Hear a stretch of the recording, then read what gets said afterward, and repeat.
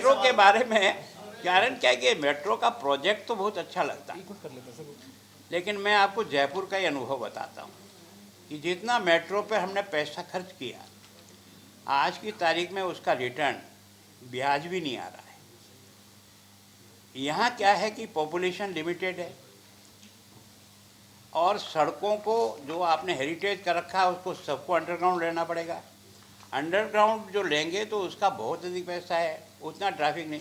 इसको अगर आसपास के शहरों से जोड़ करके, इसको मेट्रो से जोड़ करके यहाँ एक पॉइंट पर ला करके छोड़ा जाए और वहाँ से फिर जो भी साधन यहाँ उपलब्ध है उनका उपयोग किया जाए तो कम खर्चे में अच्छा काम हो सकता है।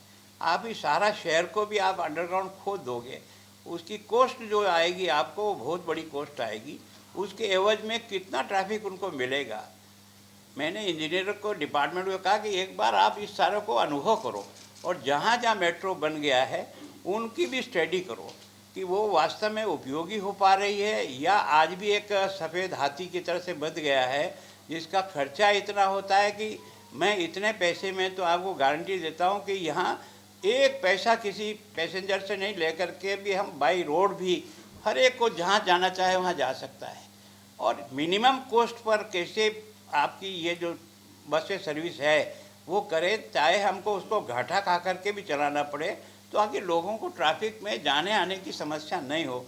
तो अभी हमको जो हम बसें मिल रही है, अभी हमको 100 मिल जाएगी, अभी हमको 25 मिली है, तो 100 मिलने के बाद हम शहर के जो मेन रोड हैं उन पर 10-10, 15-15 मिनट के ड्यूरेशन से बस एक के बाद एक कैसे आए और हर एक को टाइम टेबल दिखे कि ये बस इस समय कहाँ चल रही है, यहाँ कितनी देर में पहुँचेगी, ताकि ट्रैफिक को हम रेगुलाइज कर सके। बाकी अंडरग्राउंड खोद करके इसको बनाना प्रोजेक्ट को, इसकी कॉस्ट और इसकी उपयोगिता आज की तारीख में जो दे रखी है उसको जब तक एनालिसिस नहीं करेंगे तब तक प्रोजेक्ट को केवल और केवल कहीं से भी फंडिंग आ जाएगी इसलिए ले करके मैं सोचता हूँ उसको उपयोगी नहीं समझ करके करने का प्रयास करेंगे। हमें कोई मेट्रो से नाराज़गी नहीं है, मेट्रो होना चाहिए, लेकिन मेट्रो और यहाँ की जनसंख्या के आधार पर, दबाव के आधार पर क्या रूप बनता है। तो इसलिए मेरी खट्टर साहब से भी बात हुई, मैंने कहा यहाँ के आसपास के कुछ बड़े शहरों को अगर मेट्रो से जोड़ सकें और यहाँ अगर पैसेंजर ला सकें तो उपयोगी हो जाएगी और वो हमारे लिए एक तरह से उपयोगी होगी। तो आपने जो पहला प्रश्न जो है ना, वो सामान्यतः कई शहरों में ये प्रॉब्लम आ रही है। कारण क्या है कि सीवरेज के साथ ही एक तरह से हमारी पाइपलाइन हैंडल पड़ी हुई है, तो जो भी पाइपलाइन थोड़ी सी डैमेज हो जाती है वो कभी भी लीक होती है और पानी में दूषित होता है, इसमें कोई दो राय नहीं। इंदौर देश का सबसे साफ सुथरा शहर है कई सालों से, लेकिन ये हादसा हुआ है निश्चित रूप से। हमारे यहाँ भी हमने इसके लिए कोशिश की है। अब आजकल टेक्निक है कि आप अंदर पड़ी हुई लाइन को आप वेरीफाई कर सकते हो कि कितनी डैमेज है, कितनी क्या है, उसकी क्षमता है, उसको चेंज कर सकते हो। लेकिन सामान्यतः इसका प्रयोग अभी तक बहुत ज़्यादा हुआ नहीं।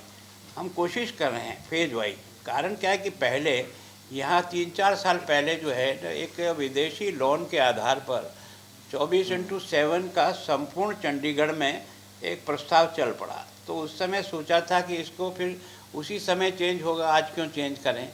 लेकिन उस प्रस्ताव के बारे में जो मैंने अपना तो मनी माजरा में जो आपने 24x7 किया, मैंने और गृह मंत्री जी ने उसकी ओपनिंग की थी जब मैं पहले आया था। लेकिन उसमें मेरा जो अनुभव कहता है, मेरे शहर में भी 24x7 का जब स्मार्ट सिटी प्रोजेक्ट मिला तो हमको ये भी मिला।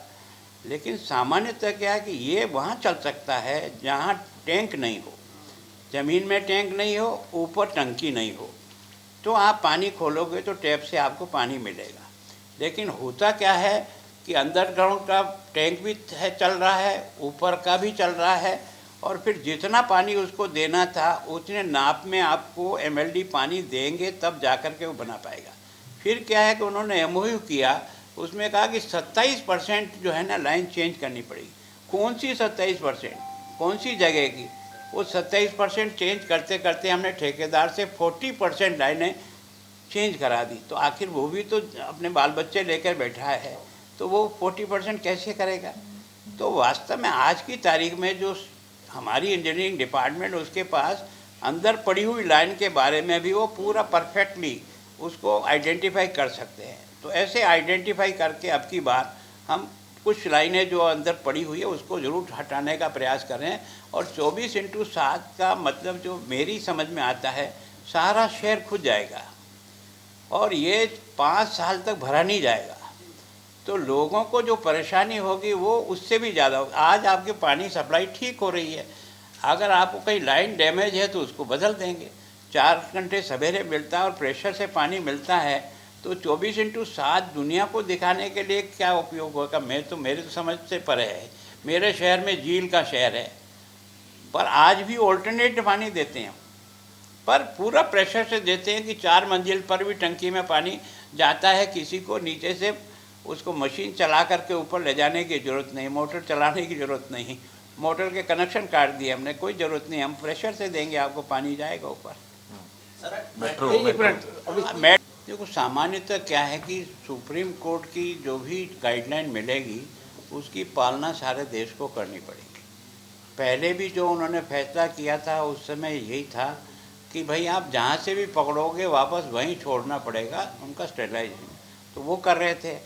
लेकिन पब्लिक की जो शिकायतें आती है स्ट्रीट डॉग के कारण से, जिस प्रकार की घटनाएं जो है ना बहुत बड़ी है, तो उसके कारण से सुप्रीम कोर्ट ने कहा था कि केवल स्कूल से और आपने हॉस्पिटल से, वहाँ अगर कहीं आपको डॉग है तो इनको ले जाइए और कहीं भी शेल्टर हाउस इनका बना करके उसमें रख करके इनका। लेकिन अब कल की जो आई है गाइडलाइन जिस प्रकार की भी, अभी फैसला तो एकदम डिटेल में पढ़ा नहीं है, लेकिन अब उनका भी लगभग ये मान्यता है, लगभग उनकी भावना से लगता है कि ये समस्या बहुत ही विकट है।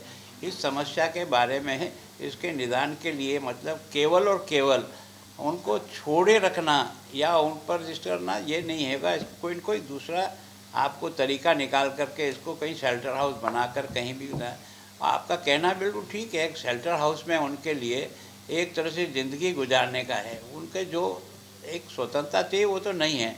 लेकिन बहन, ये तो आप भी स्वीकार करोगे कि स्ट्रीट डॉग के कारण से जिन बच्चों को काटा जाता है, जिनको देखा जाता है, आप और हम भी जो देखते हैं किसी में आता है, तो कितनी दया आती है कि एक 5 साल के बच्चे को सारा का सारा नोच डाला।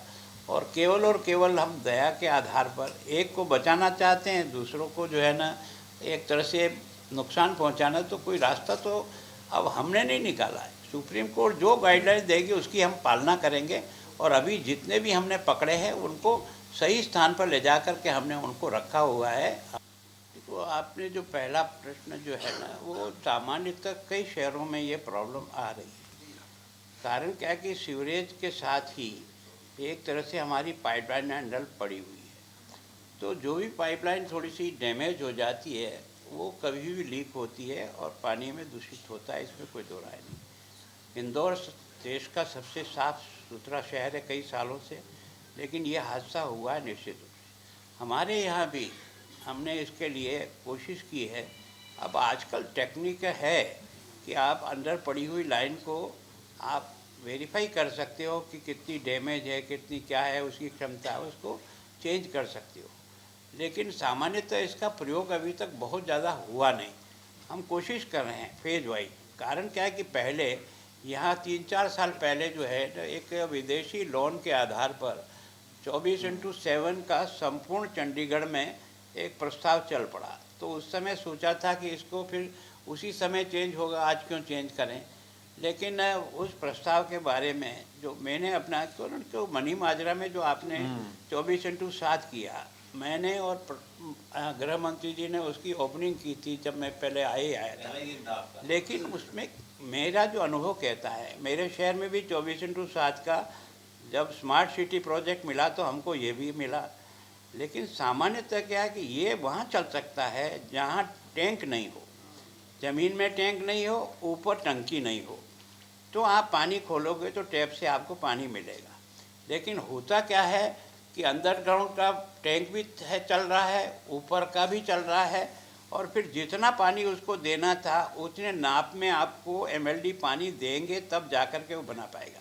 फिर क्या है कि उन्होंने एमओयू किया, उसमें कहा कि 27% जो है ना लाइन चेंज करनी पड़ेगी। कौन सी 27%? कौन सी जगह की? वो 27% चेंज करते करते हमने ठेकेदार से 40% लाइनें चेंज करा दी। तो आखिर वो भी तो अपने बाल बच्चे लेकर बैठा है, तो वो 40% कैसे करेगा? तो वास्तव में आज की तारीख में जो हमारी इंजीनियरिंग डिपार्टमेंट, उसके पास अंदर पड़ी हुई लाइन के बारे में भी वो पूरा परफेक्टली उसको आइडेंटिफाई कर सकते हैं। तो ऐसे आइडेंटिफाई करके अब की बार हम कुछ लाइनें जो अंदर पड़ी हुई है उसको ज़रूर हटाने का प्रयास करें। और 24/7 का मतलब जो मेरी समझ में आता है, सारा शहर खुद जाएगा और ये 5 साल तक भरा नहीं जाएगा। तो लोगों को जो परेशानी होगी वो उससे भी ज़्यादा होगी। आज आपकी पानी सप्लाई ठीक हो रही है, अगर आपको कहीं लाइन डैमेज है तो उसको बदल देंगे। 4 घंटे सवेरे मिलता है और प्रेशर से पानी मिलता है, तो 24/7 दुनिया को दिखाने के लिए क्या उपयोग होगा? मेरे तो समझ से परे है। मेरे शहर में झील का शहर है, पर आज भी ऑल्टरनेट पानी देते हैं, पर पूरा प्रेशर से देते हैं कि 4 मंजिल पर भी टंकी में पानी जाता है। किसी को नीचे से उसको मशीन चला करके ऊपर ले जाने की ज़रूरत नहीं, मोटर चलाने की ज़रूरत नहीं, मोटर के कनेक्शन काट दिए हमने, कोई ज़रूरत नहीं, हम प्रेशर से देंगे आपको, पानी जाएगा ऊपर। मेट्रो एक मिनट, अभी